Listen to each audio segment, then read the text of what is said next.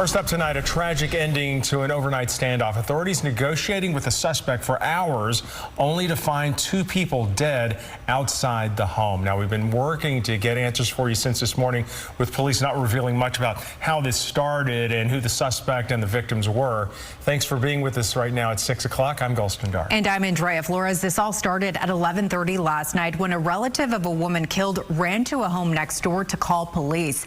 Investigators have been out there ever since. This is happening off 71st Street in the Colonial Manor neighborhood. And that's where we find KCRA 3's Danica Hill live. Danica, you've been out there for hours with investigators. You've also been talking to people and learning a lot.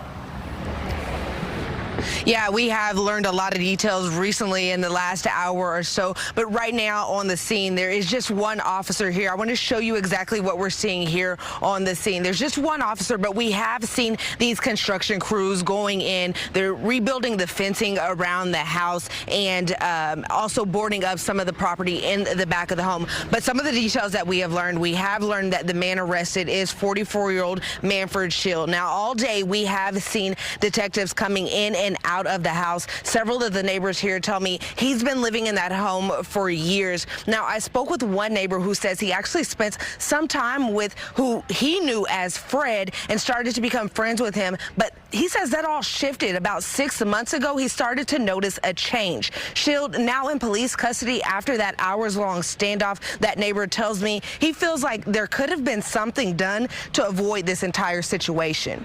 I mean, I wish it didn't end this way. You know, I definitely wish that there could have been some point where he felt like he could have reached out or done anything different than this, but it's just tragic.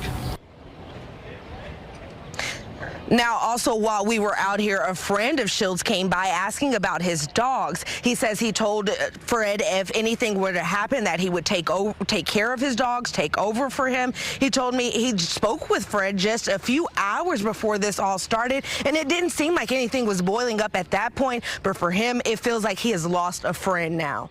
I'm gonna go get his dogs. Eventually go see him. I mean, he didn't have many friends, and I don't have many friends, so he was a good guy. It's kind of like losing it, having a friend pass away. You know, he's in prison forever. But he made that decision.